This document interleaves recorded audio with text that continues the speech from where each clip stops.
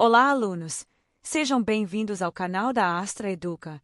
Hoje iniciamos a disciplina de língua portuguesa para o concurso da SFEX, um dos conteúdos mais importantes da sua prova. Nesta aula, vamos trabalhar 3 pontos fundamentais: compreensão e interpretação de textos, níveis de significação das palavras e reconhecimento de tipos e gêneros textuais. Vamos começar pela compreensão e interpretação de textos de gêneros variados. Esse é, sem dúvida, um dos temas mais cobrados em concursos públicos. A interpretação de texto não exige apenas leitura, mas compreensão profunda da mensagem, do contexto e da intenção do autor. Quando falamos em gêneros variados, estamos nos referindo a textos de diferentes naturezas, como notícias, artigos, crônicas, textos científicos, textos publicitários, entre outros. Cada gênero possui características próprias, como linguagem, estrutura e finalidade. Na interpretação, você deve ser capaz de identificar a ideia principal do texto, as ideias secundárias, o objetivo do autor e o público-alvo.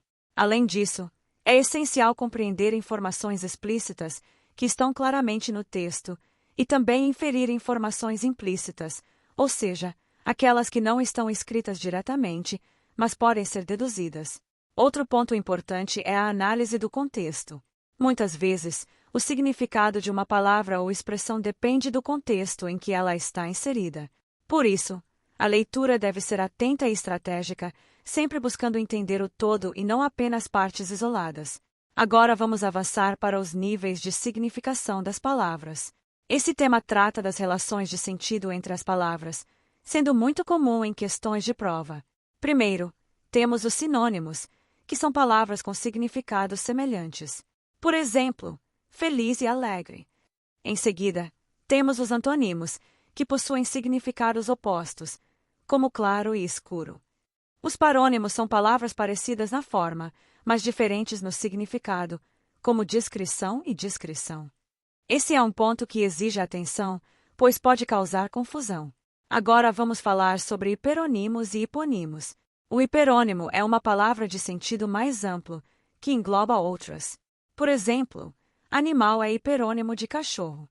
Já o hipônimo é uma palavra de sentido mais específico. Cachorro é hipônimo de animal.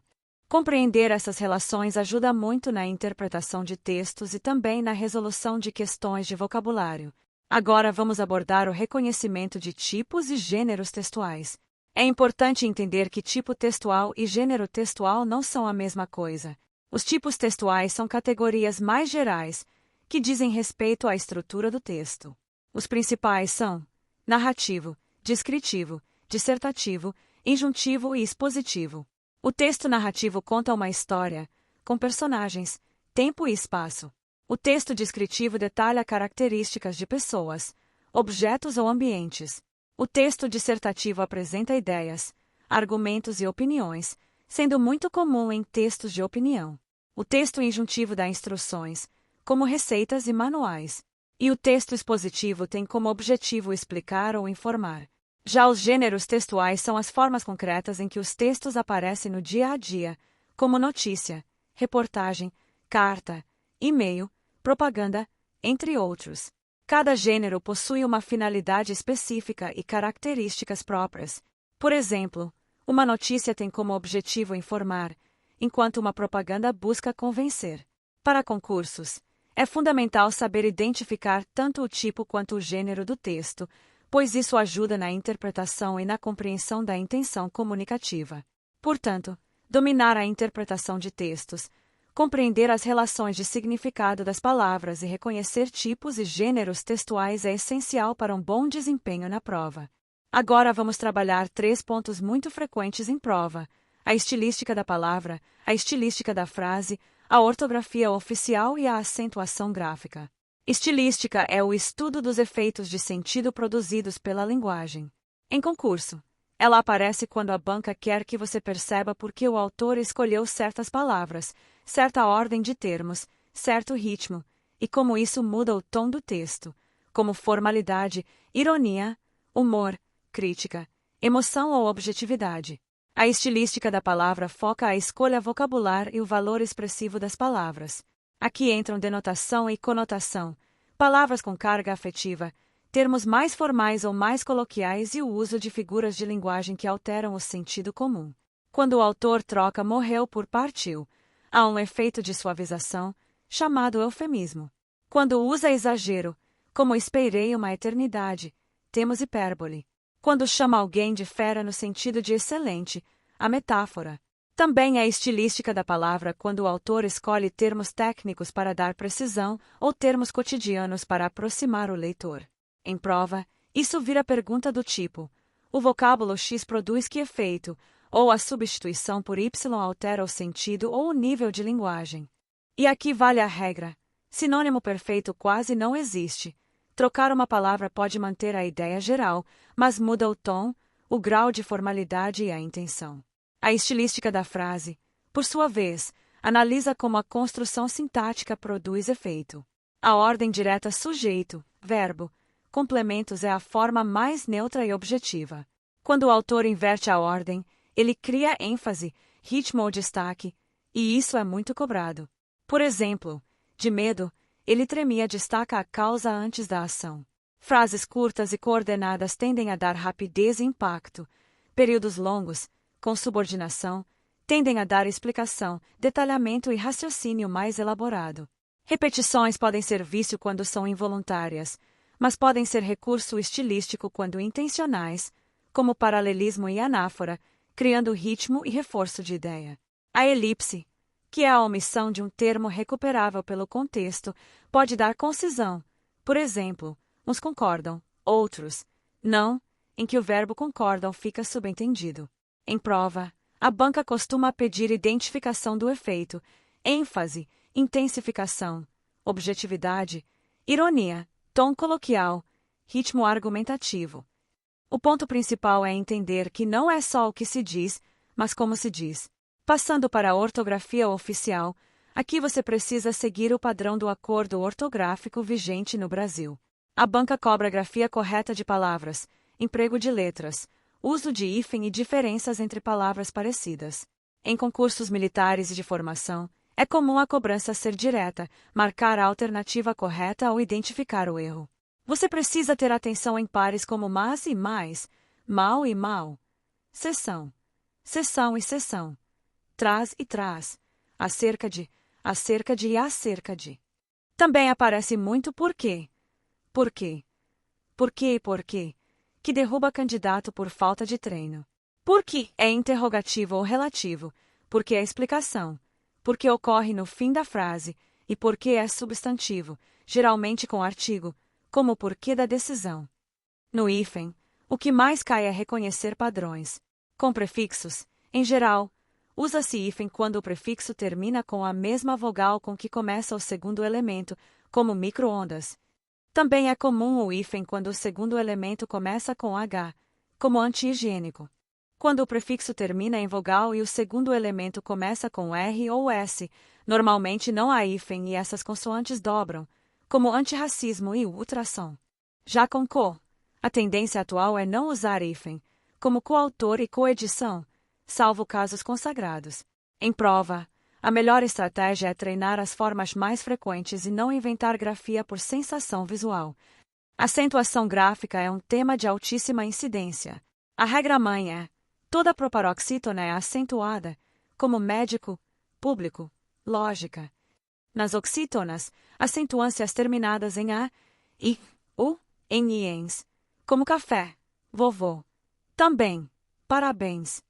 Nas paroxítonas, acentuâncias que terminam em L, N, R, X, I, Is, US, uns, PS, ão, e ditongos, como fácil, hífen, tórax, tênis, álbum, órfão, órgão, história.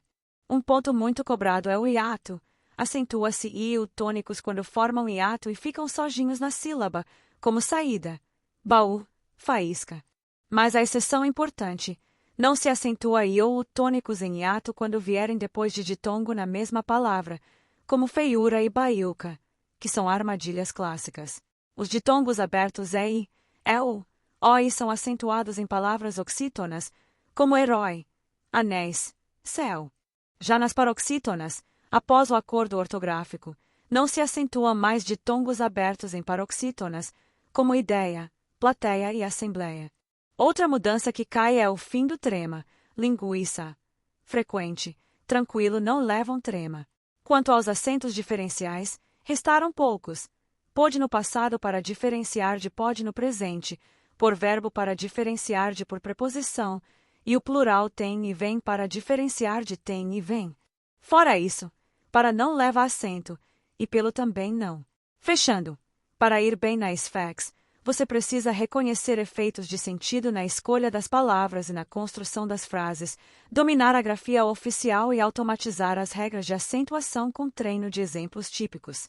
Agora vamos trabalhar 3 temas fundamentais e muito cobrados: coesão textual, coerência textual e o emprego e correlação de tempos e modos verbais. Vamos começar pela coesão textual. A coesão textual está relacionada à forma como os elementos de um texto se conectam entre si. Ela garante a ligação entre palavras, frases e parágrafos, tornando o texto organizado e compreensível. Dentro da coesão, 2 conceitos são essenciais: referenciação e sequenciação textual. A referenciação ocorre quando um termo retoma ou antecipa outro elemento dentro do texto. Isso evita repetições desnecessárias e torna a leitura mais fluida. Por exemplo, em vez de repetir o nome de uma pessoa várias vezes, utilizamos pronomes ou expressões equivalentes. Esse processo pode ocorrer de diferentes formas. A anáfora é quando um termo retoma algo que já foi mencionado anteriormente. Já a catáfora ocorre quando o termo antecipa algo que ainda será apresentado. Além disso, temos também a elipse, que é a omissão de um termo que pode ser facilmente identificado pelo contexto. Agora vamos falar da sequenciação textual. A sequenciação diz respeito à organização lógica das ideias no texto. Ela garante que as informações sejam apresentadas de forma progressiva e coerente. Para isso, utilizamos conectivos, também chamados de elementos de coesão, como conjunções, advérbios e locuções. Esses conectivos estabelecem relações entre as partes do texto, como causa, consequência, oposição, conclusão, condição, entre outras. Por exemplo, palavras como porquê, portanto, porém e além disso ajudam a organizar o raciocínio e guiar o leitor. Agora vamos avançar para a coerência textual. Enquanto a coesão trata da ligação formal entre os elementos do texto, a coerência está relacionada ao sentido global do texto. Um texto coerente é aquele que faz sentido, que apresenta ideias lógicas e consistentes. A coerência depende de vários fatores. Um dos principais é a consistência temática, ou seja, o texto deve manter um foco, sem contradições. Outro fator importante é o conhecimento de mundo do leitor, que influencia na interpretação. Também temos a progressão textual, que garante que as ideias avancem de forma lógica. Além disso, a não contradição é essencial. Um texto incoerente apresenta informações que se anulam ou entram em conflito. A coerência também depende da adequação ao contexto e ao objetivo comunicativo. Agora vamos falar sobre o emprego e a correlação de tempos e modos verbais. Esse é um tema que exige bastante atenção em provas.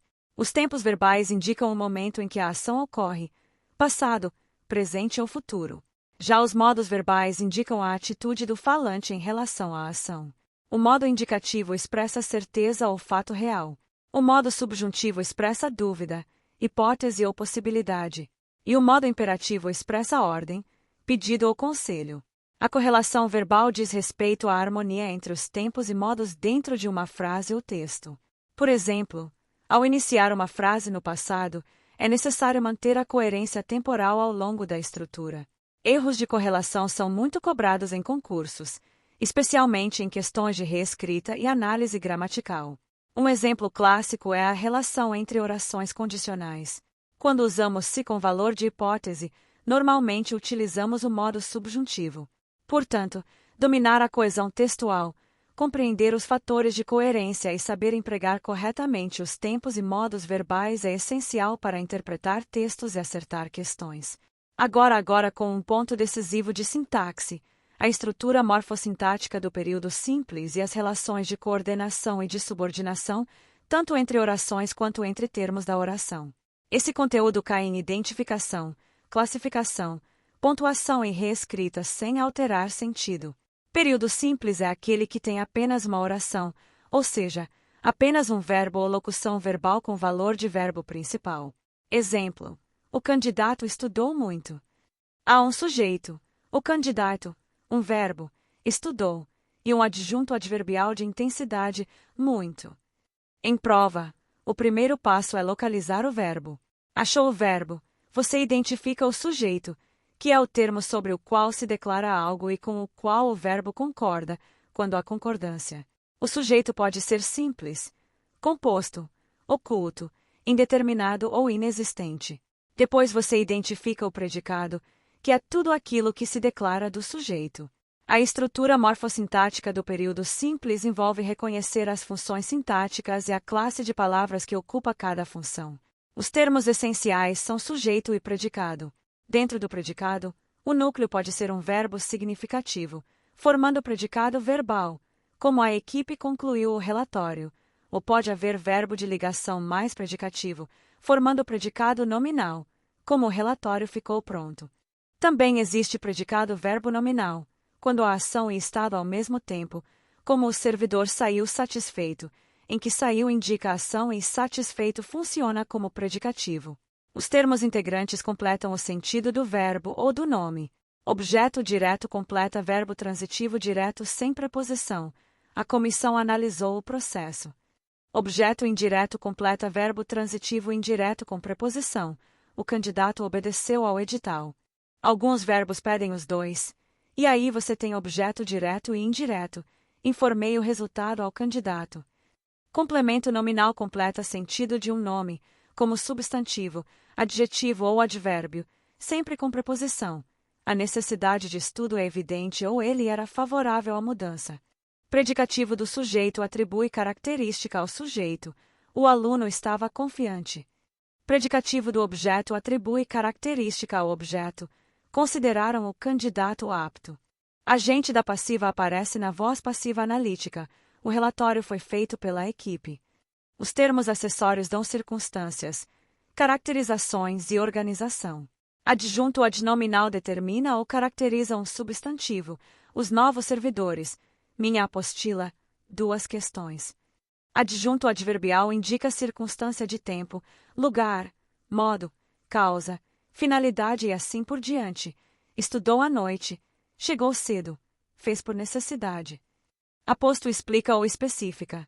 A SFEX, Escola do Exército, realiza o concurso. Vocativo chama o interlocutor. Candidato, atenção ao edital. Em prova, a banca cobra muito a diferença entre adjunto adnominal e complemento nominal. O adjunto adnominal tende à ideia de agente, posse, característica. O complemento nominal tende à ideia de alvo, paciente, completando um nome que pede preposição. Passando para coordenação. Coordenação é a relação entre elementos do mesmo nível sintático, sem dependência estrutural. Isso ocorre entre termos da oração e entre orações. Coordenação entre termos é quando você liga, por exemplo, 2 sujeitos, 2 objetos ou 2 adjuntos. O aluno e o instrutor revisaram a matéria ou ele comprou livros e cadernos. A coordenação entre orações acontece quando o período é composto por coordenação. As orações são independentes do ponto de vista sintático, embora possam ter relação de sentido. Exemplo: cheguei cedo e revisei o conteúdo. Cada oração tem sentido completo e poderia existir separadamente. As orações coordenadas podem ser assindéticas, quando aparecem sem conjunção, apenas separadas por vírgula. Cheguei, sentei, estudei. Podem ser sindéticas, quando há conjunção.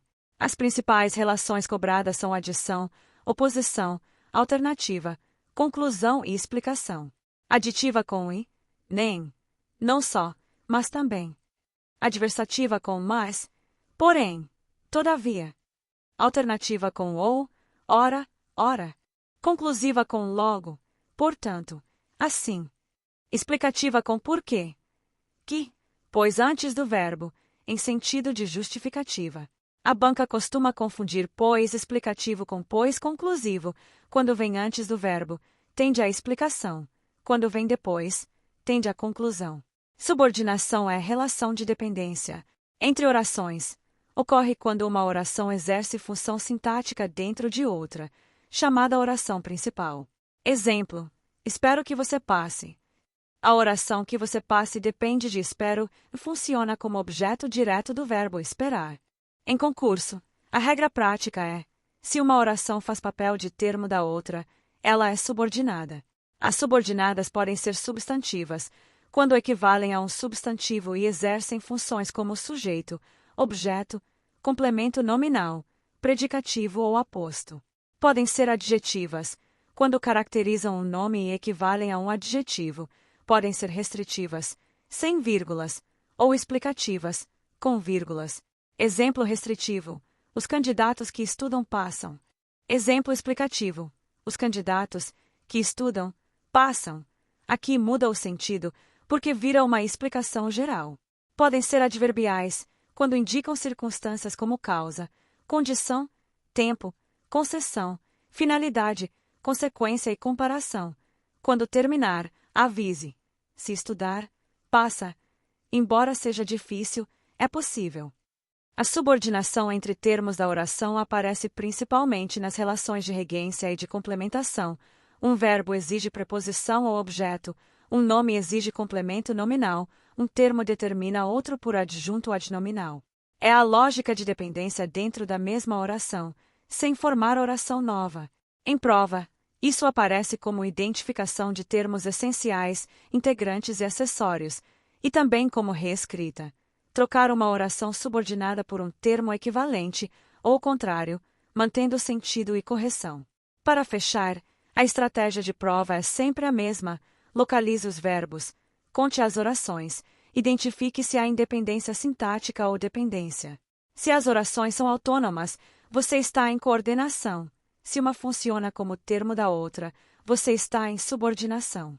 E no período simples, faça a análise por funções: sujeito, predicado, complementos e adjuntos, porque é isso que a banca cobra na classificação e na pontuação. Agora vamos aprofundar dois temas essenciais e extremamente cobrados em prova: os sinais de pontuação e a concordância verbal e nominal. Esses conteúdos são decisivos, pois envolvem interpretação, gramática e reescrita de frases, aparecendo com muita frequência em questões. Vamos começar pelos sinais de pontuação. Os sinais de pontuação têm como principal função organizar o texto, indicar pausas, marcar entonações, principalmente, contribuir para a clareza da mensagem. Um erro de pontuação pode alterar completamente o sentido de uma frase. Começando pelo ponto final, ele indica o término de uma ideia completa. É utilizado para encerrar frases declarativas. A vírgula é um dos sinais mais cobrados em concursos. Ela não representa apenas uma pausa, mas sim uma função sintática. Ou seja, a vírgula depende da estrutura da frase. A vírgula é utilizada, por exemplo, para separar termos de mesma função, como em enumerações. Também é usada para isolar vocativos, que são chamamentos, e apostos, que explicam um termo anterior. Outro uso importante da vírgula é na separação de orações. Ela pode indicar explicação, oposição, causa, consequência, entre outras relações. Um ponto extremamente importante: não se deve separar sujeito e verbo com vírgula, nem verbo e complemento. Esse é um erro clássico em provas. Agora vamos falar do ponto e vírgula. Ele indica uma pausa maior que a vírgula e menor que o ponto final. É muito utilizado para separar itens em enumerações mais complexas ou orações com certa independência. Os dois pontos são usados para introduzir explicações, exemplos, citações ou enumerações. Eles indicam que algo será detalhado a seguir. As aspas são utilizadas para destacar citações, palavras estrangeiras, termos com sentido especial ou ironia. Os parênteses servem para inserir informações acessórias, explicações ou comentários que não fazem parte da ideia principal. O travessão pode indicar fala em diálogos ou destacar informações, funcionando de forma semelhante aos parênteses, mas com maior ênfase. O ponto de interrogação é utilizado em perguntas diretas. Já o ponto de exclamação indica emoção, surpresa, ordem ou intensidade. Dominar a pontuação é essencial não só para acertar questões, mas também para interpretar corretamente textos. Agora vamos avançar para a concordância verbal. A concordância verbal trata da relação entre o verbo e o sujeito da oração. O verbo deve concordar com o sujeito em número e pessoa. Se o sujeito está no singular, o verbo também deve estar. Se está no plural, o verbo acompanha. Por exemplo, o aluno estuda e os alunos estudam. No entanto, existem casos específicos que exigem atenção. Quando o sujeito é composto, ou seja, possui mais de um núcleo, o verbo geralmente vai para o plural. Porém, se os núcleos estiverem ligados por ou com sentido de exclusão, o verbo pode ficar no singular. Outro caso importante é quando o sujeito está posposto ao verbo. Nesses casos, é comum haver confusão, mas o verbo deve concordar normalmente com o sujeito. Também é importante observar expressões como a maioria de, grande parte de, que podem levar o verbo para o singular ou plural, dependendo do sentido. Agora vamos falar sobre a concordância nominal. A concordância nominal trata da relação entre substantivos e seus determinantes, como artigos, adjetivos, pronomes e numerais. Esses termos devem concordar em gênero e número com o substantivo ao qual se referem. Por exemplo, as casas bonitas, o artigo, o substantivo e o adjetivo estão no feminino plural. Assim como na concordância verbal, existem casos específicos. Quando um adjetivo se refere a mais de um substantivo, ele pode concordar com o mais próximo ou ir para o plural. Outro ponto importante envolve palavras invariáveis, como menos, que não variam em gênero nem número. Também é comum em provas a análise de expressões como é proibido, é necessário, que podem variar ou não dependendo da presença de artigo. Além disso, expressões como anexo, incluso, obrigado devem concordar com o substantivo ou com quem fala. Esses detalhes são muito explorados em questões de prova. É importante destacar que a concordância está diretamente ligada à clareza e correção da linguagem. Um erro de concordância pode comprometer o entendimento da frase. Para dominar esse conteúdo, é fundamental praticar bastante, resolver questões e observar os padrões cobrados pelas bancas. Portanto, compreender o uso correto da pontuação e dominar as regras de concordância verbal e nominal é essencial para um bom desempenho na prova da SFACS. Agora vamos estudar 3 assuntos que derrubam muito o candidato: regência verbal e nominal, o sinal indicativo de crase e a colocação dos pronomes átonos. Aqui a prova costuma cobrar a forma correta, a alternativa mais adequada na norma padrão e as pegadinhas com verbos e preposições.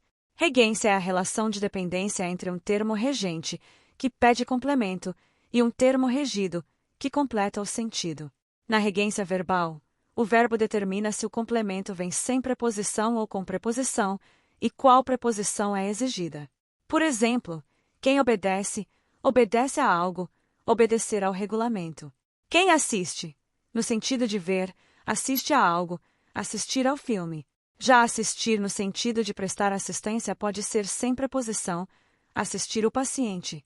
Em concurso, a banca costuma preferir a regência tradicional, então memorize as mais recorrentes. Alguns verbos são clássicos. Preferir exige a construção preferir x a y, sendo que prefiro disciplina a improviso. Visar, no sentido de ter por objetivo, pede a visar a um cargo, no sentido de dar visto, pode ser direto, visar o documento.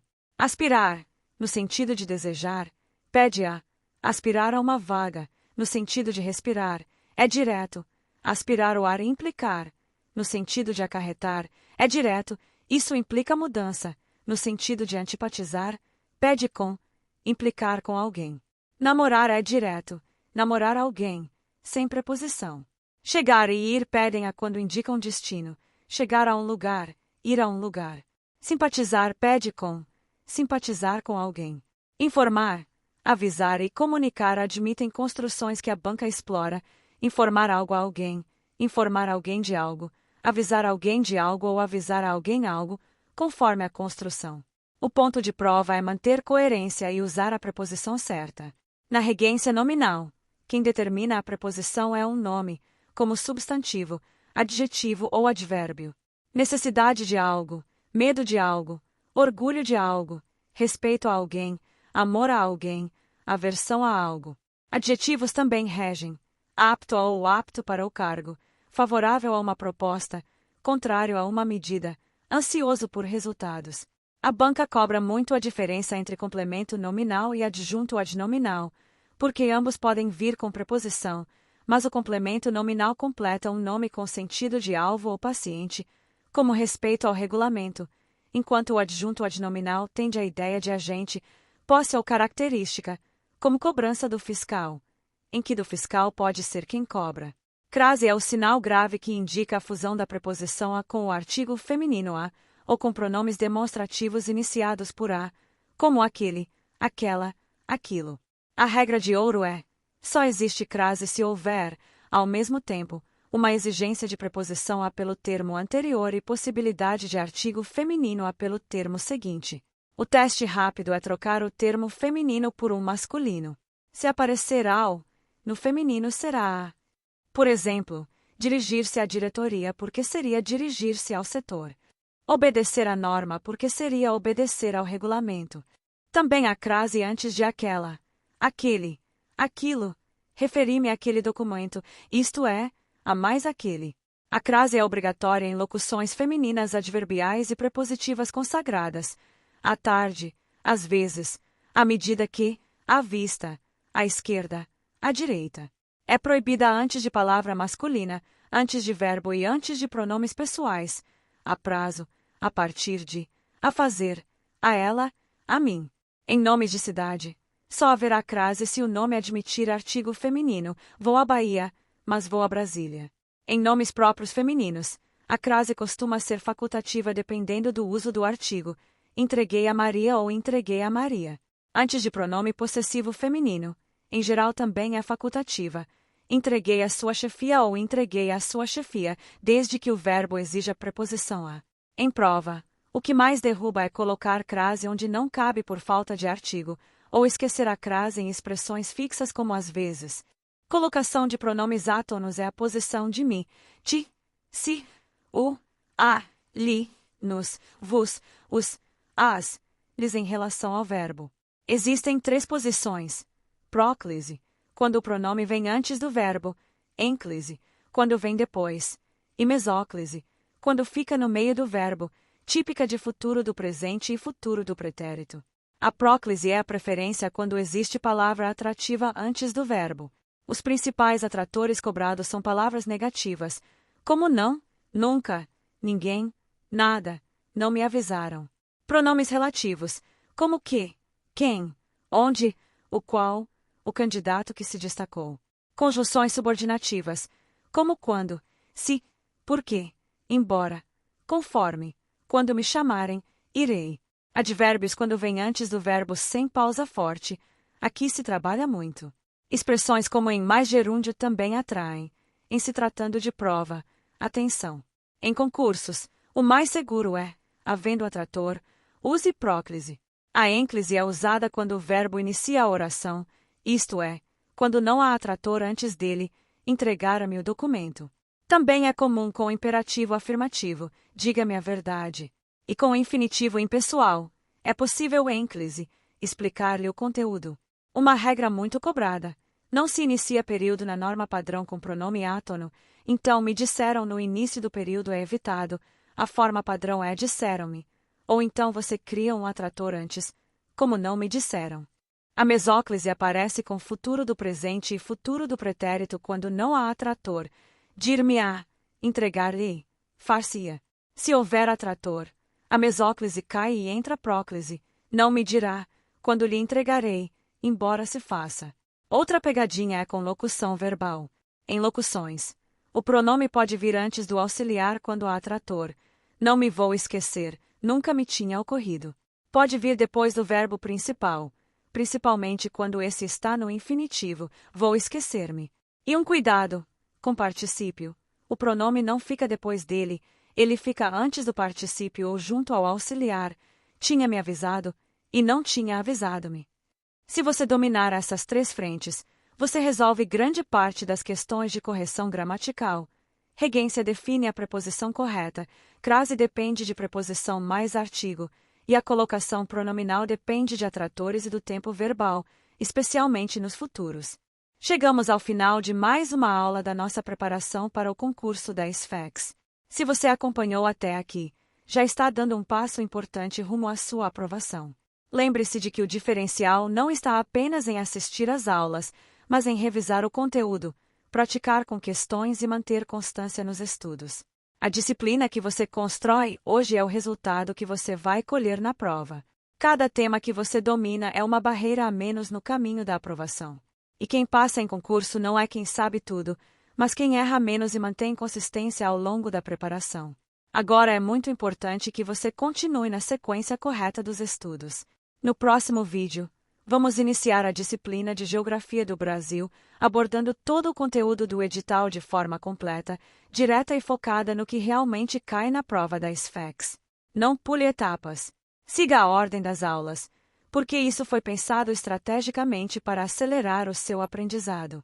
Se você quer ser aprovado, precisa agir como alguém que será aprovado. Continue firme, mantenha o foco e não desista no meio do caminho. Nós da Astra Educa estamos aqui com você nessa jornada. Te desejo muita disciplina, constância e confiança. Boa sorte na sua prova, e te vejo no próximo vídeo.